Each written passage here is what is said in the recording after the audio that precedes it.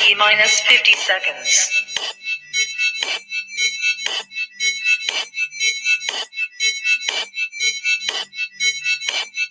T minus 40 seconds.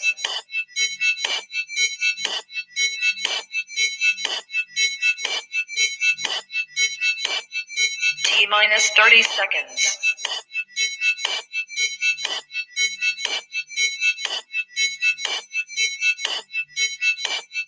T minus 20 seconds.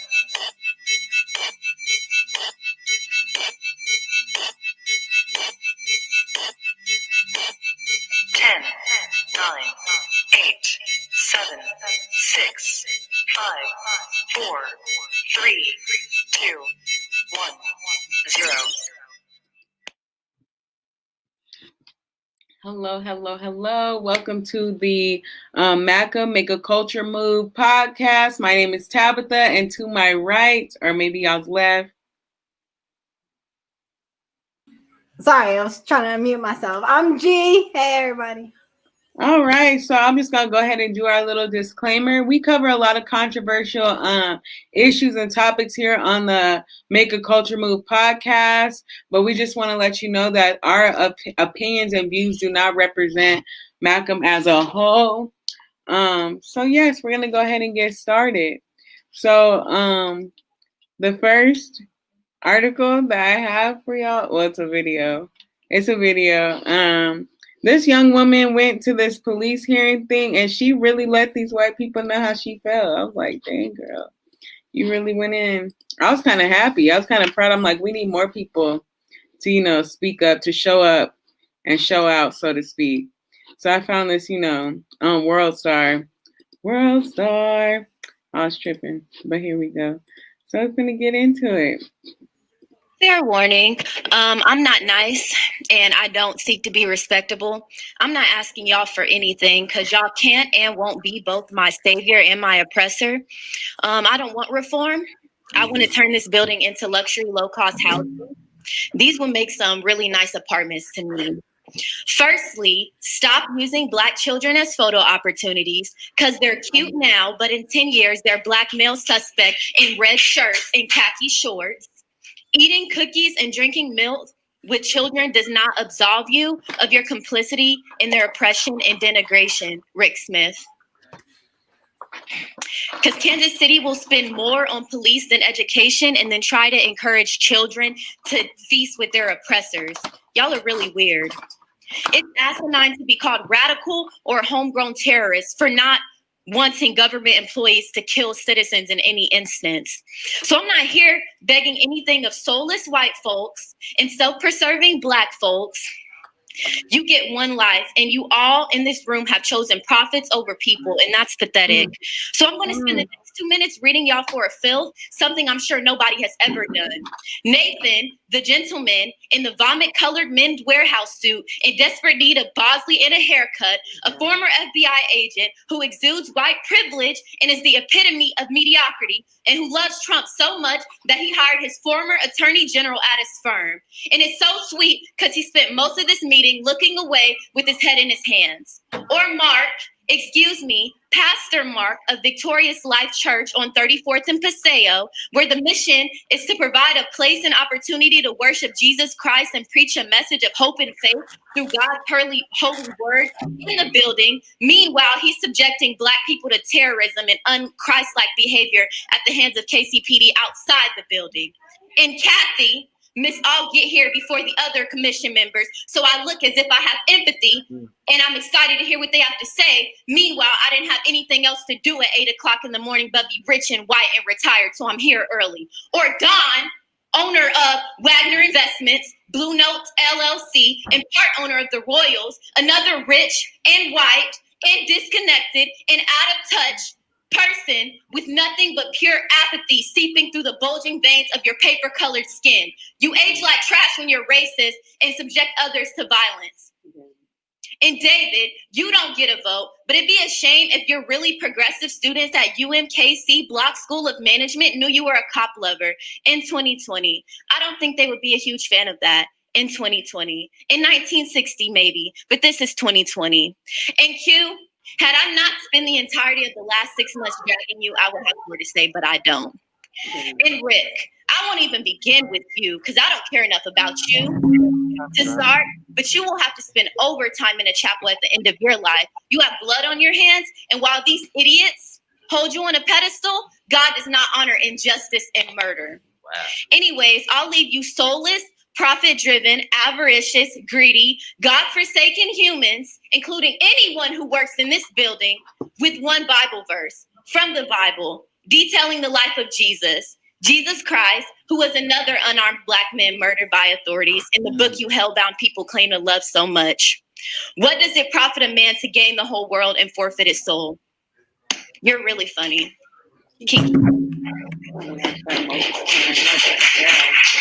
Hey, that last part, you read that as the NIV version. Yeah. But it still have the same effect. Yeah. Okay. So y'all, I just kind of wanted to play that video because when I watched that video, I was like, damn, sis went in. She did this at a police commission hearing, and I think that that's kind of dope. I think more people need to show up at places like that where, you know, it involves Black people, but, you know, when conversations like that are brought up, we're rarely ever in the room. So, yes, I just really like that. Yes, like I'm living out here in KC now. First of all, I'm gonna look for her. She's somebody that I need to be friends with. But yeah, I love it. I just absolutely, I don't even have any words to say other than I love it. Like she did her thing. Those are things that, you know, those are public forums that Black people are, you know, ignorant to. And I say ignorant because we don't pay attention to when those meetings are going on and when they're happening. And the fact that they are public forums, meaning that we can go to them and we can speak our minds and we can get off our chest what it is that we have to say, and there's nothing that they can do about it at that time because it's a public forum. It's their job to hear us out. So I commend her on that. Nah, yeah, that was just beautiful to hear all the things that she covered and like the attitude and the passion that went with it. You know, it was everything that we need in our community. You know, just the voices. You know, once we're all gathered under one, and I'm sure that she would rarely consider herself a community leader, but there's probably people that look up to her because she's probably one of few that's in her community, caring about her community and want to see change in her community. That's just beautiful. And I think the fact that she came after everybody in the room just was tight. She was like, yes, Mark, Pastor Mark, she called everybody out and she set the location of the church, 35th and Paseo. I don't know if you know what that's at, but I do. That's why I'm like, that's crazy. I'm just like, that's crazy because, you know, that's just crazy. I'm like, all praises for this girl, you know, she was in the spirit. So that's all I got. And it also shows how connected she is. I mean, she was able to call all them people out by their names, what they do, what position and leadership that they have in the community. Like that's something that we all need to be paying attention to in our own communities. Pay attention to who is in charge so that you know who is behind what things and you can call them out on their shit. Without a doubt. Like even on that ballot, like for voting, like there's so many like judges and stuff that I had no idea even like held positions in our state. So like just the fact that she's educated on who they are, what they do, and like the things they're guilty of, you know, snaps. Yes, snaps. Yeah, but not only that, but not only did she call these people out, but she said, you're paper colored skin. And she's like, when you're white and you're racist, you age and da da da da. I was just like, damn, like she's calling all these people out on their stuff. I was like, woo, boy. I'm glad I'm not none of them people. Just like you get up at 8:00 in the morning because you're white. You get roasted. Because you're white. I was like, damn, and you ain't got nothing else to do but to be white. I was just like, woo, girl. Yes, bring it out. Bring it out. Yes. Yes, you guys. So I have one more article for y'all. I really didn't do a lot today, you know, except be Black and wake up. I'm just kidding. The jokes I tell. Anyway. So we're going to get into this next article. It's kind of going over the Forbes list. And this kind of bear witness to what I was going through when I was in college as a Black female, being the only woman of color in my class, but the only Black person in general in all my classes at the University of Colorado. I think it's crazy that people be saying how diverse it is, but it's really not that diverse. When you have to have an office just for Black students to come in there and be okay with being Black, that's how you know. That's how you know there's a problem. There's a problem. Right. So, and that's the name of this podcast, Dear White People. So, dear white people, here are 5 uncomfortable truths Black colleagues need to know. Okay, you need to know. No ifs, ands, buts, or maybes. So, truth number 1, racism doesn't just show up in the most extreme forms. There is indeed a continuum of racist thoughts and beliefs, and you may be on it. This highlights one of the reasons why white people are so quick to insist I'm not racist. It's just because the word racism has been so bastardized in our culture that we only recognize it in its extreme forms. The truth is, most Black people, thankfully, won't encounter the Derek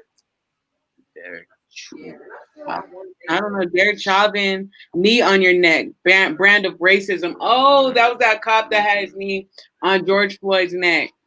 So just to kind of speak on that, you know, how do y'all see that in your like daily lives? Because racism isn't so blunt that it's kind of just in your face. Nobody's out calling you a nigger outside of your school and spitting on you and saying, nah, this is my school, nigger, go back where you came from, with a damn black doll on a freaking rope with a noose around its neck, holding it up, telling you that they're gonna get you.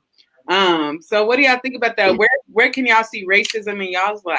That is how I see all white people. When I look at white people, that's how I view them. That's how I view them. They have to prove to me that they, you know how they say, you know, we can go to court or whatever, innocent till proven guilty. I mean, guilty till proven innocent. Sorry, guilty till proven innocent. That's white people for me. All white people are racist until they prove to me that they are not. And so I mean, but some of the ways I see racism, I pay attention to. Did this white person, they see me coming up behind them, did they hold the door open for me? Did they wait for me, or did they just let the door close on me? The way that they look, like the looks that they give, like that was a dirty look. Yeah, I'm sure you're probably racist. Like when I get in my Lyfts or my Ubers, you know, I speak all the time. Hey, how are you? How you doing? If they don't speak back to me, yeah, you're racist, and I'm gonna mark that. I'm gonna mark that in the little notes at the end when I get dropped off. Like I felt like this Uber Lyft driver was racist, stuff like that. I pay attention to just normal human mannerisms. And if I'm being mannerable to you and I'm respecting you and you don't give it back to me, I'm gonna automatically assume it's because I'm Black and you're racist. Yeah. A lot of the situations now are like a lot more indirect than it was back then. So like we could see it in like the woman clutching her purse while she's walking, or like you know, things like that, or locking your doors when Black people walk by. I do that all the time, and I do stuff on purpose to make white people feel uncomfortable. I clutch my purse extra hard when I see white people walking past me all super hard and not looking. I'm like, oh shit. Start calling the cops on them. Like, yeah, that's what I'm like, we need to do them how they do it. Start calling cops on random white kids just gathering for whatever reason. You know, I lock my door. If my door is already locked, I might unlock it and lock it back just on purpose for them to hear the locking noise when white people walk past my door. Like, oh, y'all might try to take me out my car or rob me or something. I make them feel how they've made us feel for hundreds and hundreds of years, because I mean, it's not fair. And I do it out of pettiness because I like to be petty sometimes. And I want y'all to feel that. Like, I really do. I want y'all to feel it. So yeah, when I'm walking with my little sister in the mall or whatever, I'll move her to the other side of me. If I see white people walking by, like, I don't want y'all to contaminate her with y'all's whiteness. And oh my God. Yeah, I do stuff. But I feel that because today, you know how like white people try to do that I'm not racist thing when they walking with a Black man. I see a white woman in my complex. She was walking with a black man. She like tries to like, she's walking their dog and like she looks at me, smiles, and I go like this. And I put my eyes down, put my stuff in the trash, go in my gate and close it behind me extra hard. Like, no, you ain't got nothing to say to me, because at the end of the day, you trying to make it seem like you cool. Like you trying to be cool with black people. But at the end of the day, I know exactly what type of person you are. That perpetual hatred that you got. So, because the thing is, a lot of times it's easier to, you know, ignore the trauma and stuff that we've experienced through slavery and other forms of racism when we're with our oppressor, really, because you don't really have to pay attention to. It's easy to say, oh, that's just that nigga, or that's just that person. It's easier to examine others and not examine yourself. So yes. And you know, you feel like you're gonna get some type of benefit off of their skin color, which isn't even really a fact. So let's get into the second point. We could comment on that. So yes, that was truth number 1. Truth number 2 is, even if you personally haven't offended anyone that you know of, you may indeed be part of the problem.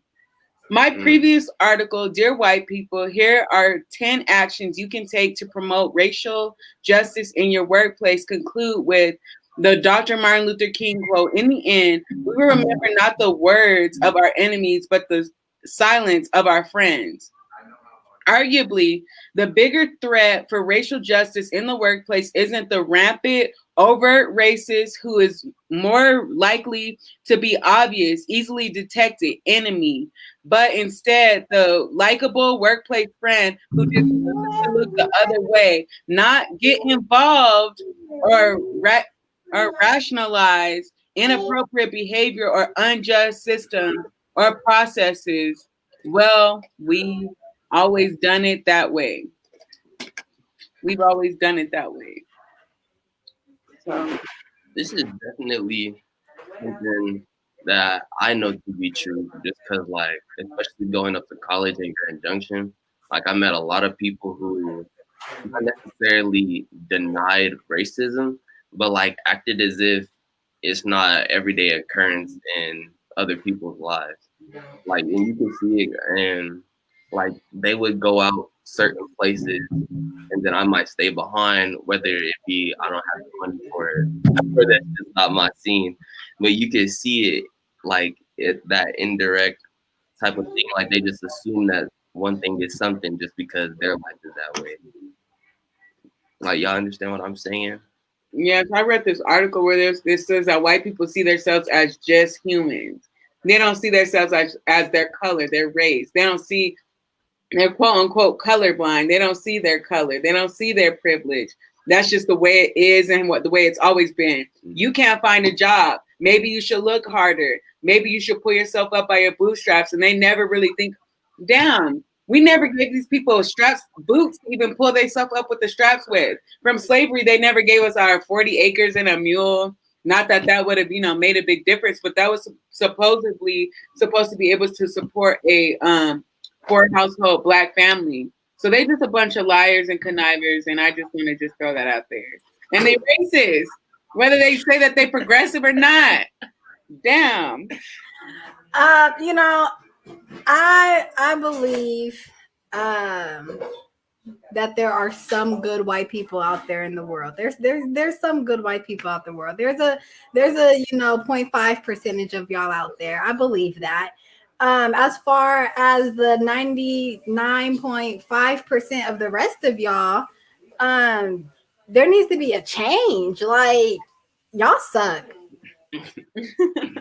As a unit, like as a whole, like just as a whole people, like y'all really do suck. And it's not talked about enough among you people. Yeah, y'all like to call us you people. It's not talked about enough amongst you people that y'all really do suck as a collaborative white race. Like I don't know. I just don't even know how else to put it. Like collaboratively as a whole. And I'm not saying everybody, if you feel like you don't suck, then this might not pertain to you. But you're probably you're like one of 3 million that doesn't. So That's where I gotta disagree. I normally like, gee, you right, girl, but I disagree. This is why I disagree. Because me, back in the day, you know, before I even moved to Colorado, I was living in Alabama where, you know, slavery and everything took place. And I wanted, because I was from Arizona, I wanted to believe, you know, all white people ain't bad, you know, blah, blah, blah. So I found myself befriending a lot of white people, dating white people, and stuff like that. And there would be like subtle subtleties where you could find the racism is. You know what I'm saying? It wouldn't even sometimes be that person. It would be their silence that would really get you. You're like, okay, so you're not really even if you say you really don't agree with this, that your silence is agreement. Just like when at the end of our story time or whatever, our vast, when people be like, do you have any more questions? Nobody says anything. Okay, there's an understanding that there's no more questions. So when somebody says something racist and you don't say anything at all, that just shows that you agree with the statement that was made. So that's just how I look at that. It just brings me back to that they suck. They suck as a whole. Like they suck. The white people who are not racist, the racist white people, they suck as a whole. Like there's not enough that they can or cannot do to help improve the situation, because again, that silence, it comes across so often. Like there's so much that they're not willing to speak up on, and so little that they are willing to speak up on. And it's the stuff that they're not willing to speak up on that needs to be spoke about. Right. And so we're gonna get back into this article on point 3. I'm just kind of let's just kind of get into the next part. Okay, down. Okay. It is unfortunate. Let's move down. Okay. I think I just passed it. Nope, passed it again. Okay. Truth number 3. Every black person on your team is not your friend. While genuine friendship that comes across racial lines absolutely develops in the workplace, thankfully, there seems to be a tendency for white people in particular to misinterpret work or project-specific affiliation with broader friends with black colleagues. The truth is that many workplaces are socially segregated, meaning workplaces and teams may look pretty diverse, but an interesting thing often happens once focus shifts from work to social time. Break room discussions, lunch rooms, conference, socializing, drinks after work. People will tend to self-select into groups where they feel the most comfortable and at ease. And for black employees, this often means huddling or chatting with other black employees. Woo! I'm just gonna say that is definitely true, because when I was in college in my undergraduate, I had a class, and I would be the only black person sitting in, like, there's a whole row, right? And I would be just one person sitting on the end of that row, and the rest of it, nobody would sit there. And so I went out my way to raise my hand and let it be known how I feel. Yeah, y'all some racists. And back in the day, like, I would definitely bring these things up, because how can you claim to be so progressive, but y'all are literally doing that thing where you feel most at ease, huddling amongst yourselves? There's this book by this woman named Beverly Tatum. It's called "Why Are All the Black Kids Sitting Together in the Cafeteria?" That's a book. It's pretty good, but it's crazy, because after like reading sections of that book, I'm like, it's super true, because in high school, I went to the high school in Alabama. All the white kids would be sitting together and all the black kids would be sitting together, and nobody ever really asked that question of why are the white kids sitting together in the cafeteria, because at the end of the day, they have a similar history, a similar past, they have similar interests. How can two come together except they have some type of shared understanding? So yes, I think you have to want to come together, and people like me don't want to. I don't care to integrate. I'd rather just commune with Black people only. Now, I do agree with it says that the article has said that another Black person is not your friend, in the workplace. I mean, that's true. You have to be wary and conscious of all people when it comes to choosing who your friends are going to be. And I personally believe when you go to work, you're going to work to make money, to pay the bills. You're not going to work to make friends. So the going drinks and hanging out at work and all of that, you can miss me with all that. I was never interested in any of that when I worked the job, like when I worked at Jared, when I worked at DSW, when I worked at Elages, when I worked at the call center I was never there to make friends with my coworkers. I was there to do my job, to get a check, and that's it. That's all I was there for. So in the workplace, I mean, there is that segregation, especially in schools, and that separation, but you have to want to integrate. You have to want that. And I show, like, so in middle school, I chose not to sit with the white kids and stuff at lunch because I had to be with them in class, every single class. Like, I'm one of 2 Black kids in the class. It was me and literally one other Black student in the class, in our academic classes. Whereas in the school, there were Black students. And so, yes, at lunch, I want to hang out with my Black friends because I'm in class with you white people all day long. And we don't agree much on anything. We don't have a similar background. We can't relate to each other on any really forms. I'm steady cussing y'all out because y'all are steady saying something dumb, stupid, or racist. And, so to feel comfortable while I'm at school, I chose to sit with the Black kids. I chose to be around people who relate to me. I could relate to, where the conversation is not forced. It's not a forced conversation. So I feel like you have to want to integrate in order to include all groups of people. And I don't want to. I don't want to have to include white people in everything that I do. Okay. Mark? I mean, I definitely agree with you definitely have to want to integrate if any integration is supposed to happen. But I'm definitely guilty of, walking into really any environment, especially if I know it's gonna be predominantly white. Like, I'll be the first to find some colored people and then sit with them just cause that's who I identify with. Like, that's my that's my people. I don't know, that's who I'm comfortable with. Uh with that being said, to the truth, I definitely agree with that 100% because, and this could be on a sports team, anything like that, like just because we are like or like working together, you feel me? Like, I don't want to associate with you as your friend because I don't know, like it's to our earlier points, like you're gonna have to show me like where your head's at.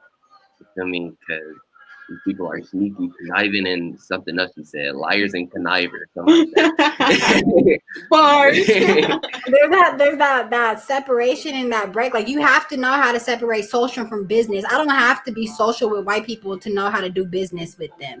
I can be completely in a business mind frame and get business done with you without you being my friend. I don't need you to be my friend if we're handling business. We're handling business. There should be nothing friendly about business. Business is strict, and we need to be on business. My social life, where I'm having my fun and I'm getting down and partying and doing all of that, I don't need to mix business and social. 2 things I should never mix is social and business, fun and business. You keep those things separated. So I can deal with white people on the business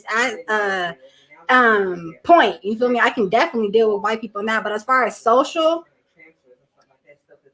it's not even something that I want to do. I don't trust white people as far as I can see them. And I have a 1 white person limit. 1 white friend is enough for me. Damn. That's it. I have one white friend is enough for me because they're gonna have their friends, and their friends are gonna have their friends. So then that's already 20 white people right there. And now I'm uncomfortable. I'm claustrophobic. I'm all of that stuff when too many white people are around. I can't breathe when it's so many of y'all around because I feel like y'all are taking up my air. Okay. I definitely feel all them points. Segue into our next piece. You know, segue into our next piece. So, G, what you got for us today, sis?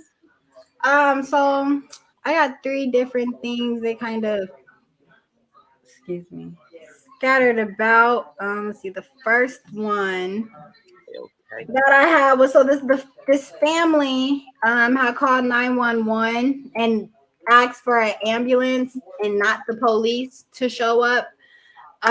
Which I think that speaks volumes in itself, that they're even asking that the police not show up and they just want the ambulance sent so that they can go straight to the hospital. But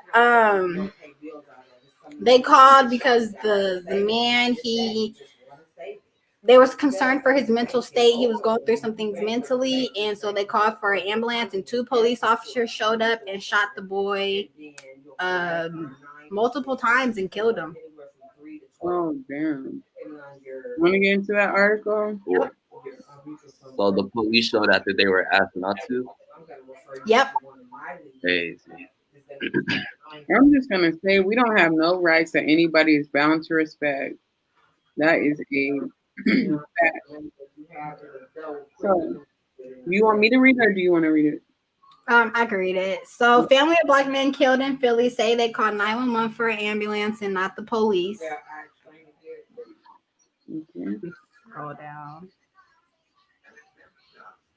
And so, according to reports, police arrived at the scene and found Wallace holding a knife. Officers ordered him to drop it, but he reportedly advanced towards them. 2 officers then fired at least 7 shots each. Unclear how many times Wallace was struck. Wallace's father, Walter Wallace Sr., claimed his son was on medication and that he struggled with mental health issues.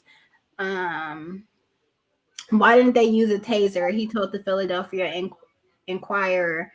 Why you have to gun him down? So just stopping right there. Like, that's like really enough to read.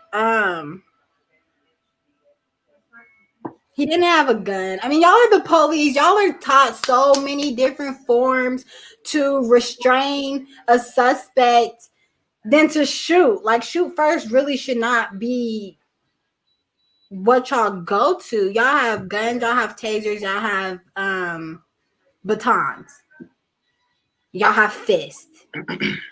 Your gun should not be, and then he had a knife. So he's coming towards you with a knife. You can dodge a knife. I mean, you can't dodge bullets, but you can dodge a knife. Like you can get away from a knife. You can restrain him from a knife. You can use your baton and hit the knife out of his hand. You can use a taser and tase him down to the ground. You didn't have to shoot him. 2 officers each fired 7 shots each at least to one human being with mental health issues. Okay, I got to play devil's advocate because did you end up seeing the video as well? I did not. Okay, so this took place in Philadelphia, I do believe. But like there was a video of just like people in their neighborhood outside while this is happening. And then I got 2 things. One, the dude that is charging the police with the knife, like especially in the times that we living in right now, like we gotta do as much as we can to avoid the cruelty that they're gonna subject on us anyway. Right. With that being said, all those people, like we talk on this podcast all the time about a neighborhood and it taking a village to really care and like raise each other. There was people out there with their phones recording, all laughing, giggling, oh no, don't shoot, this, that, and the third, don't shoot. How about grab the man so he don't get shot by the police? Like, so, yeah, that's the issue with the people in the community. You can't just sit there and record because, like you said, especially if you know that he has mental issues or not in the right state of mind, like you as a community have to protect the person or people in your community. And that you just didn't see it in the video. Like everybody. That's definitely an issue as far as like our communities go. Like, and I guess it's kind of hard for me to say this because it's going to sound hypocritical coming out of my mouth because I'm not a neighborly person. I only know one of my neighbors in my actual building, and that's on accident. Like, I don't know my neighbors. I don't even care to know my neighbors. I've never been neighborly. I wasn't a neighborly child. I wasn't a friendly child. So neighbors was never that thing to me. But it is very important for you to, especially in our Black communities, know your neighbors, know the people that live on your block, get to know them so that when situations like this do arise, you don't hesitate to protect them. You don't hesitate to have their back. You don't hesitate to be there for them. Like, when the police show up in our neighborhoods, everybody should be coming out of their house to see what's going on and being there to protect and not to just record. Like, you have to do more than record. You have to be willing to get in front of the victim that the police are looking at as a suspect. We are all victims when it comes to the police. We have to be able to be there for one another. We have to get that hesitance out of us. And honestly, we have to, some things, y'all, like, really Black people, we have to narrow the line between when it's funny and when it's not. I think what it is we're just too we ride trends and social media a little too hard. Yeah. Everybody had their phone out because everybody was trying to go viral. They wanted to not the point. 100 or 100,000 views or something like that. Because I'm guarantee you, the girl that recorded the George Floyd execution, viral. She went viral, but I'm pretty sure that wasn't her intention. But right. it's getting to that point where it's getting to that point where people are doing it for social media fame. I think it's also a point that they think that recording will be enough for them to stop a murder. And it's just like what? No, isn't gonna do anything. They're killing us on camera. Like, the dude was sitting, I forget, it's David Chauvin, something like that, right? He was sitting on George Floyd's neck with his knee for over 8 minutes. They have to record that for 8 minutes.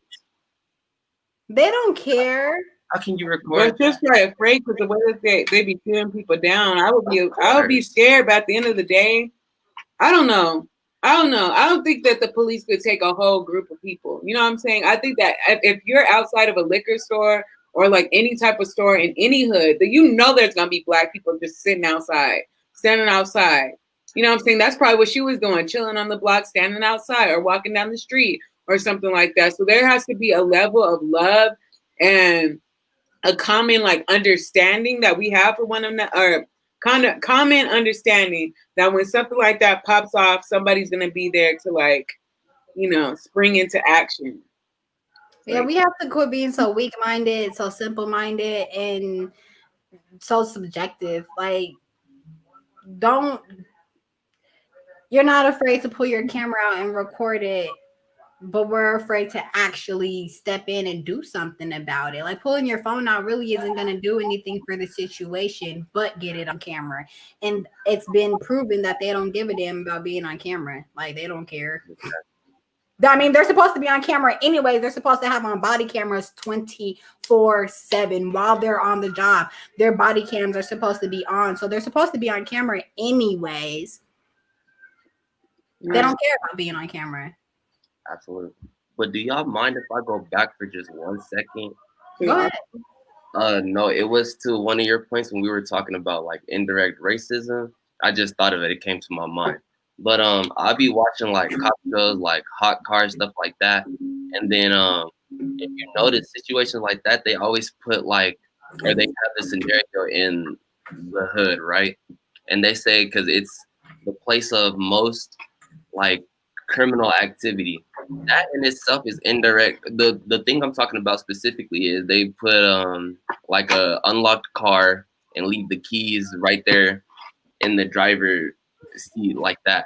Like if you put that in the hood, of course anybody who's struggling is gonna take their opportunity. Of course. That's almost entrapment. Like how do you now with that being said, you shouldn't steal, with that being said. But that's the indirect racism because they're not taking those cars to Beverly Hills or like places like that where they don't have to steal and stuff for their survival.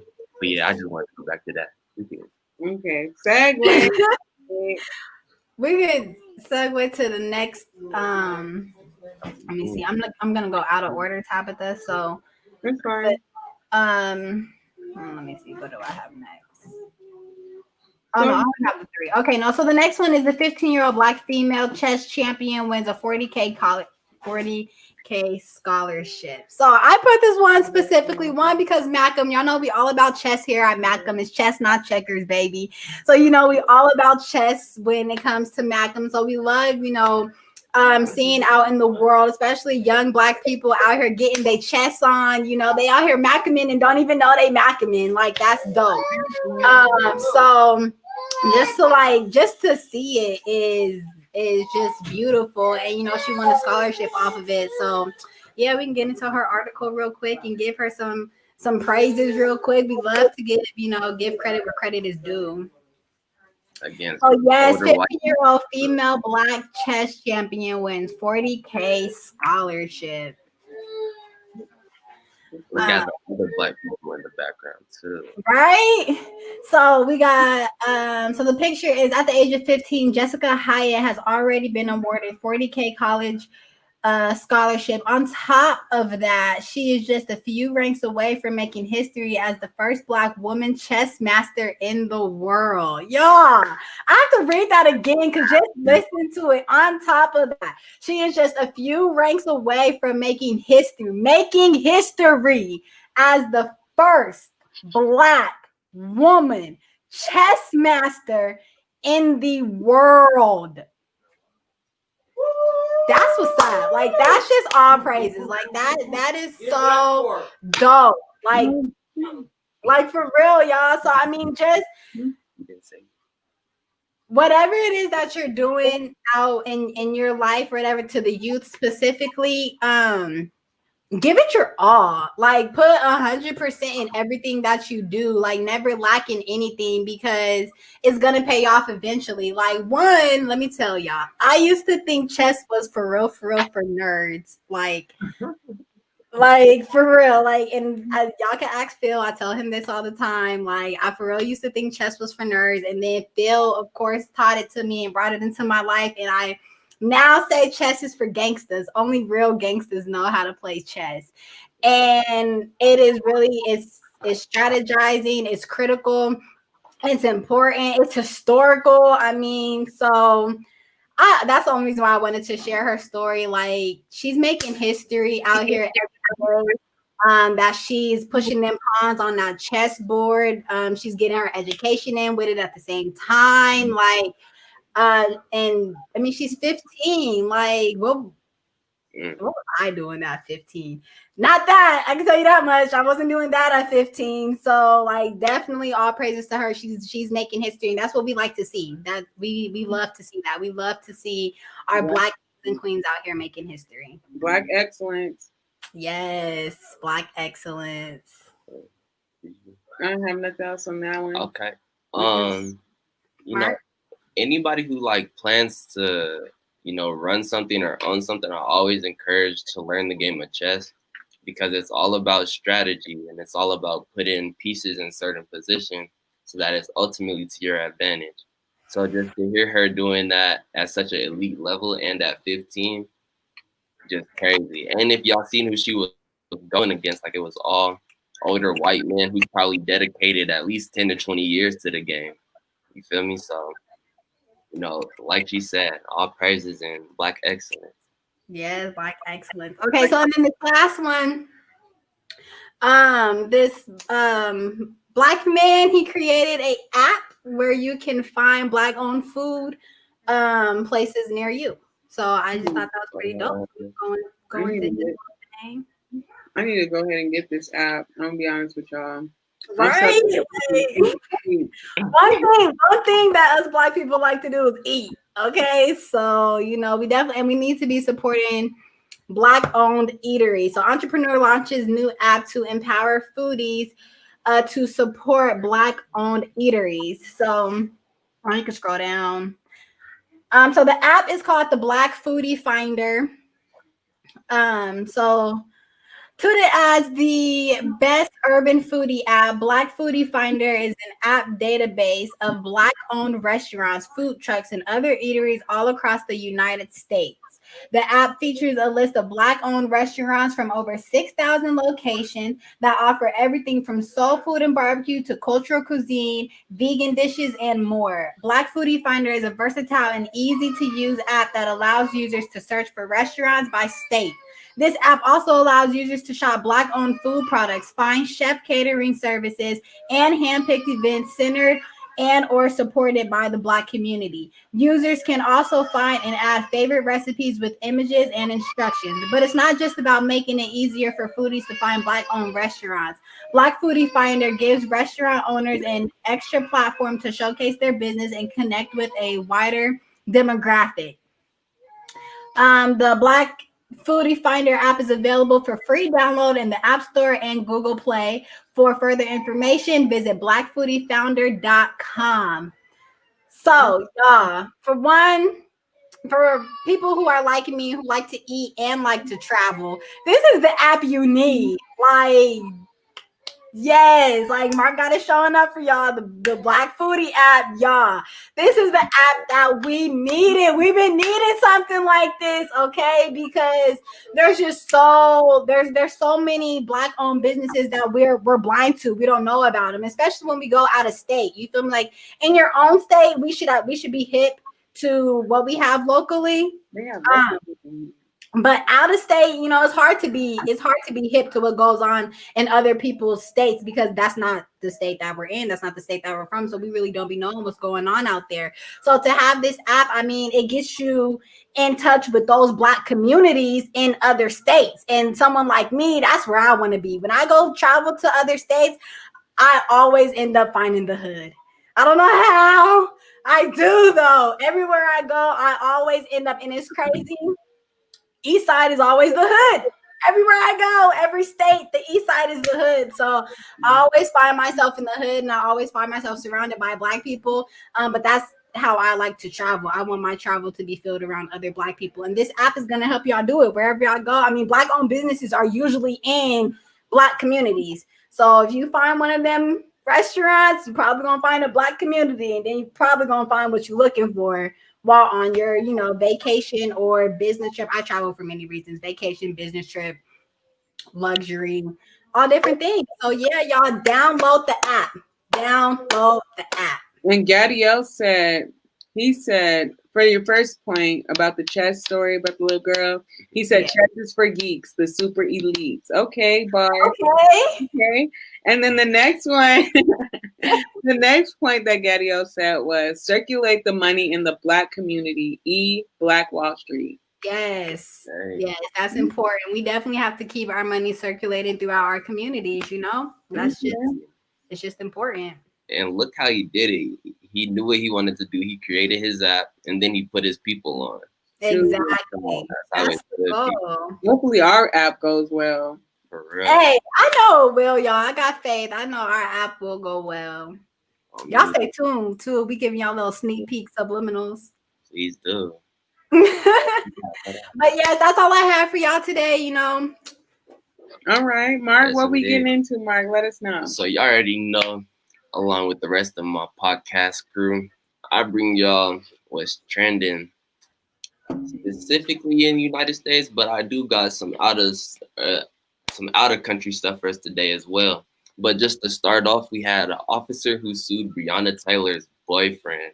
Oh my God! Oh, what? I will never guess what it's for. As y'all can see in the audacity.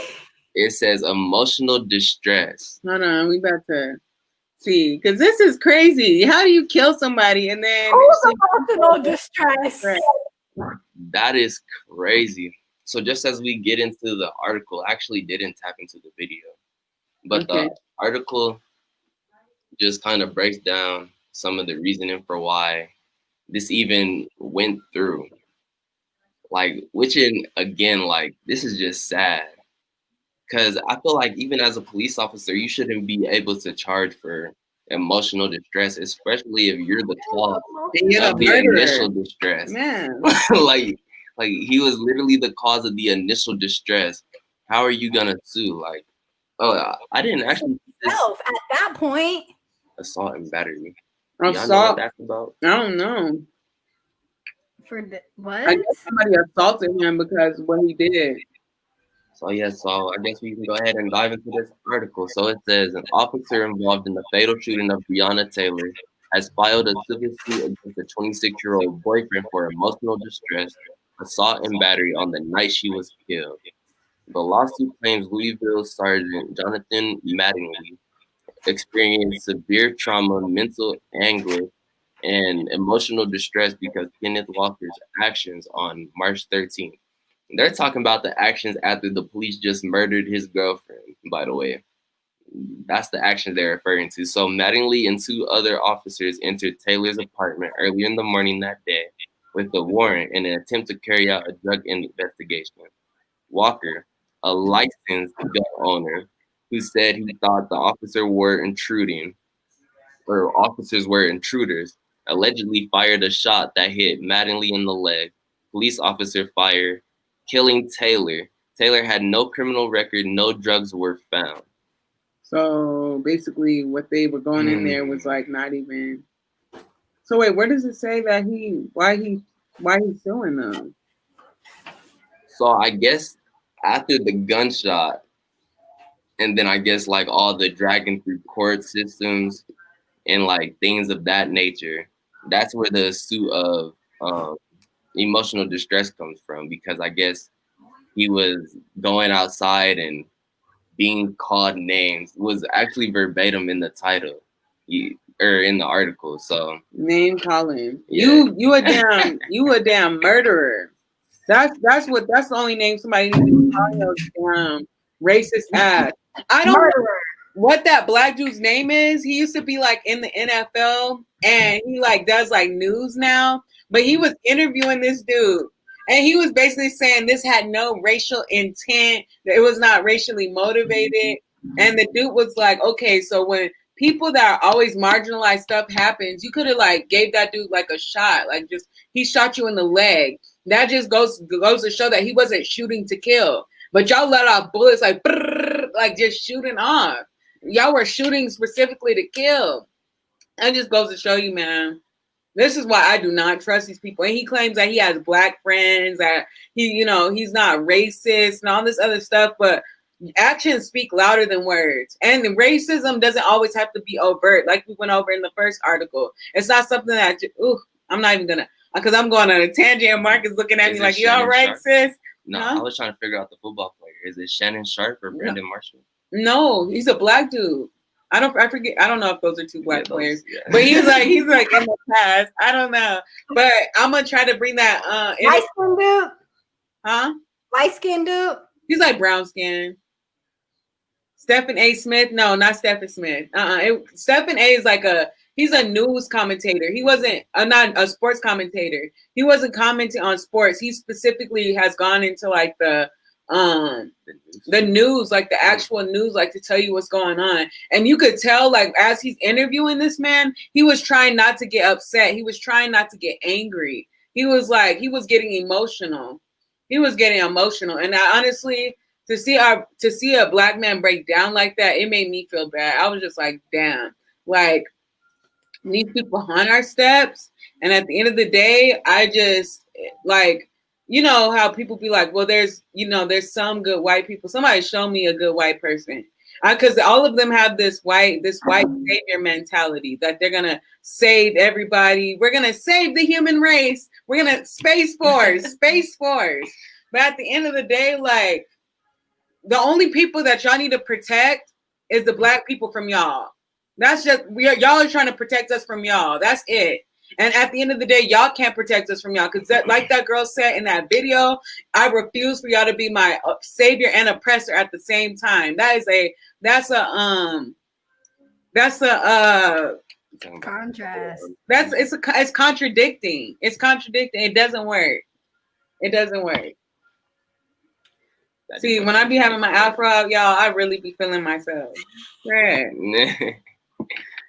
I be like, pro-black, yes. Okay. Anyway.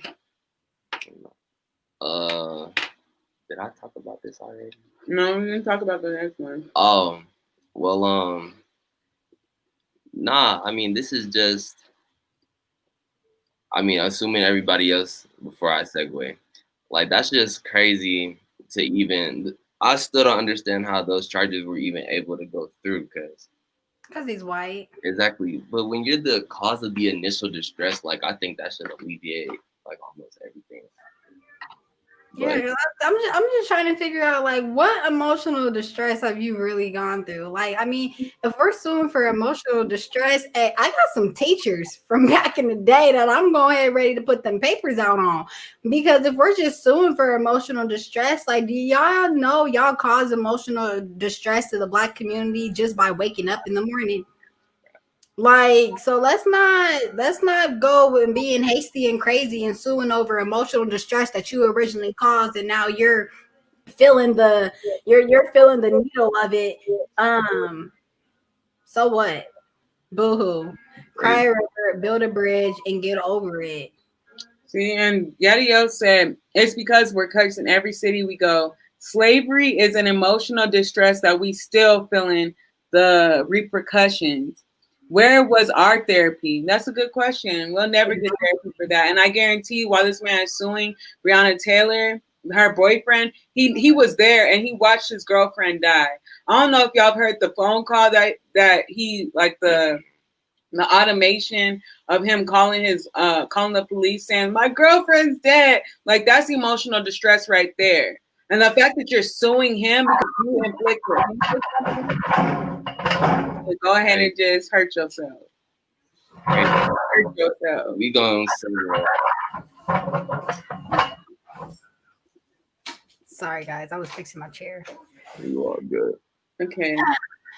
So this second article that I'm bringing to y'all, if y'all are familiar with the terror attack that occurred in France not too long ago.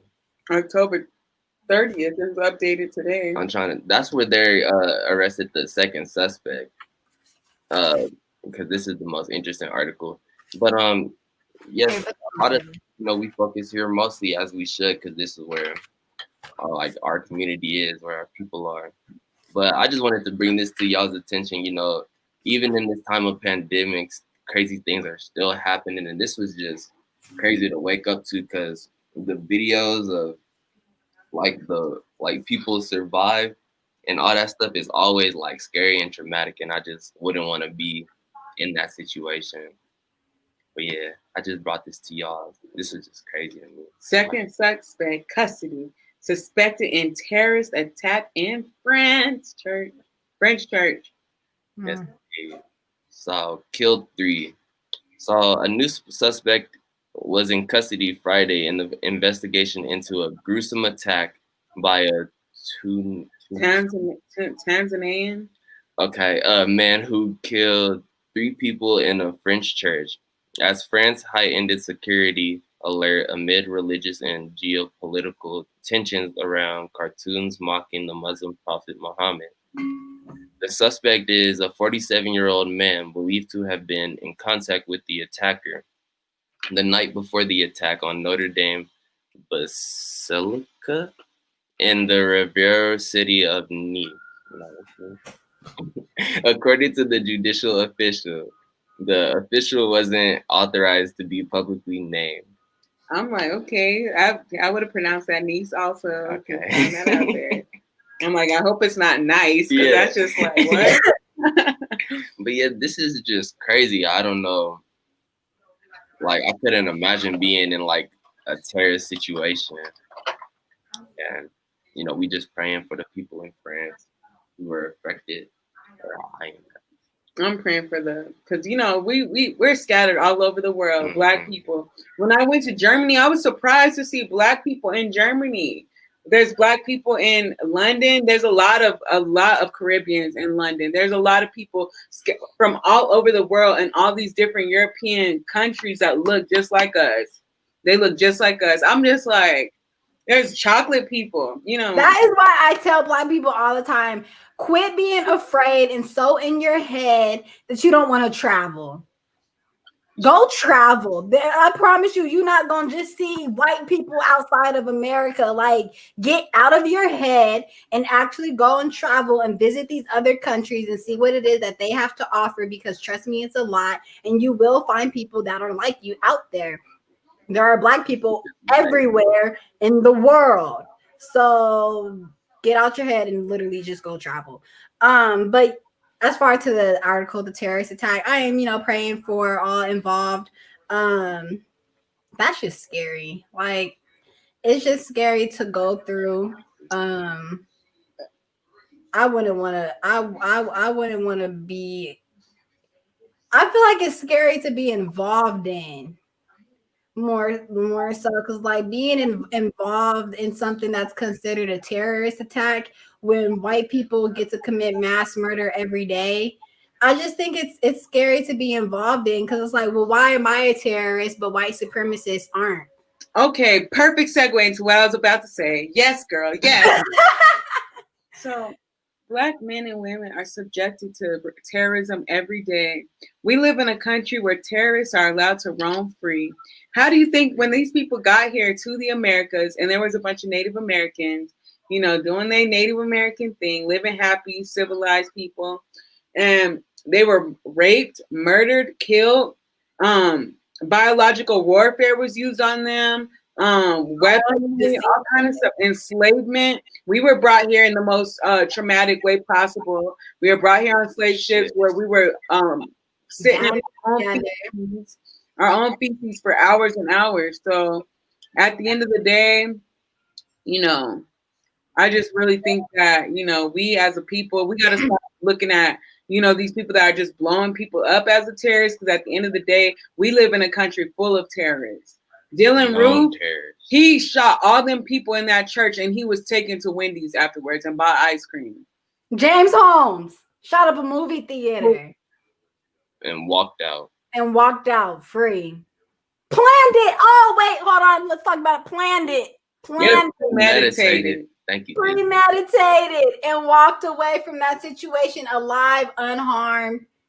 Exactly. These are things that we Black Americans deal with every single day in America. Exactly, and don't have the luxury of walking away from. They just don't have that luxury. Like, whatever many times, because he was charging them with a knife.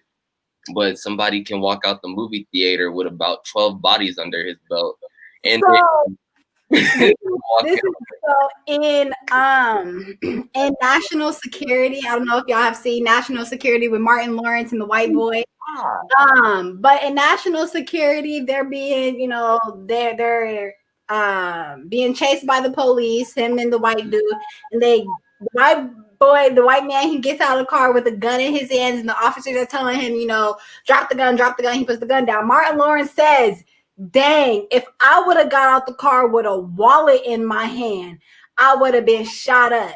With a gun in his hand. And those are just some of the things like in our movies that we see. Like, it's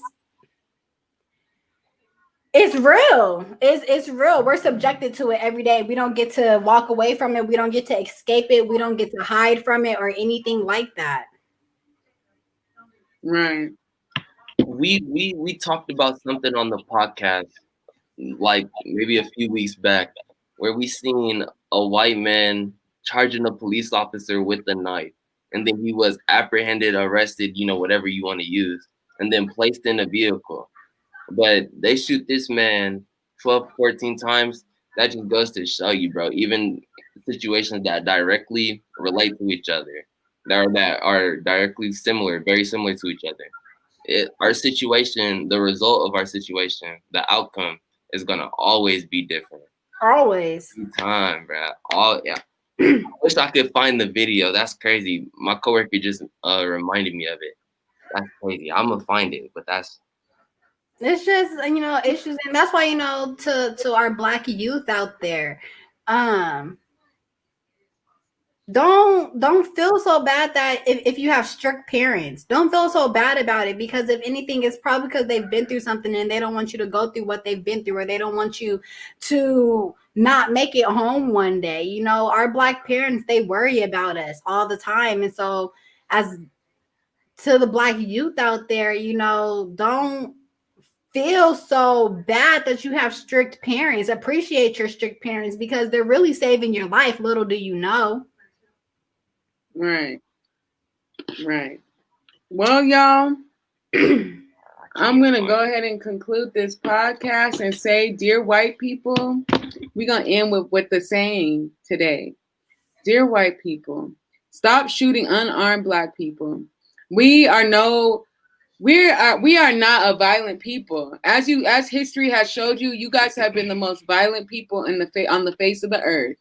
You guys have raped, robbed, pillaged, murdered, and done all kind of unjust things to just people throughout history. So all that we ask as Black people is that you guys, try to have some type of moral compass and treat people with the common respect and common decency that you all want for yourselves and for your children. Stop saying that you have Black friends and that you're not racist because you have Black friends. Stop saying that your Black friend is your coworker, because at the end of the day, as we talked about today, we are not friends just because we work together. Okay? Yes. And silence, not saying nothing, you're condoning to the racism. So with that. So dear white people, do better. Do better. Y'all could do better. I'm still not gonna trust you. I'm just never. One white person limit. She has a limit. I have a zero tolerance. My aunt is white. And she called me today like, I was really hurt by what you said. I'm like, girl, I had to let her know, like, I really don't care. I really don't care. She's like, what you said when? Huh? What you said when? She called me today. About the podcast? No, she called me in general about everything. She just wanted to have a talk about my affiliation with the white community, and she's about to have a baby by a white man. And she's like, well, you're just going to hate my child? And I'm just like, girl, that's a whole nother topic. But like, no, I don't trust them as far as I could see them. And I got good eyesight. You got 20 glasses on. With my glasses on, I got good eyesight. So, and that's saying a lot. So without my glasses, I can't really see. So if I can't see you, I really can't trust you. But y'all, if you're white and you're watching this podcast, no hard feelings, this is just my personal feelings. People have their own personal feelings about how they associate with people of color. And I, just like they got their preference, I have mine. And right, Gabrielle? I'm just kidding. See, and mine is all disrespect intended. I hope y'all feel disrespected. Because we felt that way for years. At least for me, I'm not trying to respect y'all until I see that y'all have respect for us. Which is fair. Damn, that's right. And again, our views do not reflect MACM as a whole. Yes, our views do not reflect MACM as a whole. But this is a conversation that us as people of color need to have. So, and like Gabrielle said over here, look at their track record. Look at the scoreboard. Look at the scoreboard. Go ahead. What's your dear white people? Because we said ours. I'm weak. Okay, that's what we're doing. Okay, so dear white people. Oh wait, hold on. Let me think of one. I want a good one. Okay. So dear white people. Speak your truth. Man.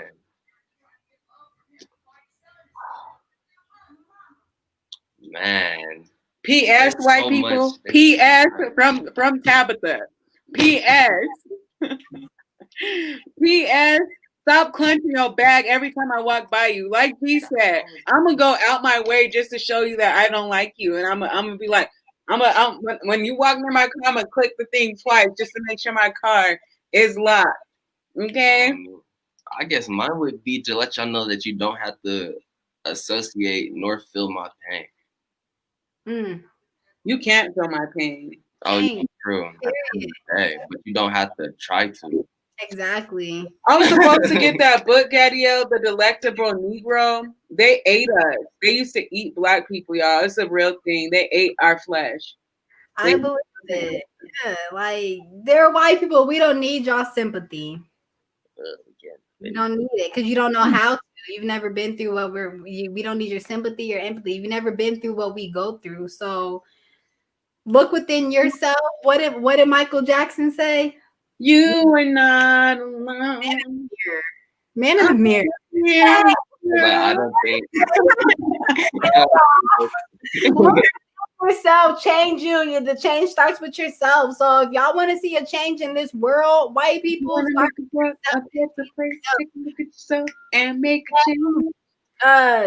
change the mindset that you teaching to your children. Have white children. Dear white people, have white children. Quit having black babies because you don't know how to raise them. And you don't know how to do their hair. I'm sick of seeing these these half pretty children with their hair looking a hot mess. It's not okay. Anyway, y'all. With that, we thank y'all for tuning in today to the Make a Culture Move podcast. Jazz hands up out of here, spirit fingers, you know what I'm saying? All of that, DNA. Yes, and we will see y'all next Monday. Not next Monday. We'll see y'all Monday. Yeah. And subscribe to our YouTube. Yes. Do all of that. Buy you some MACM gear.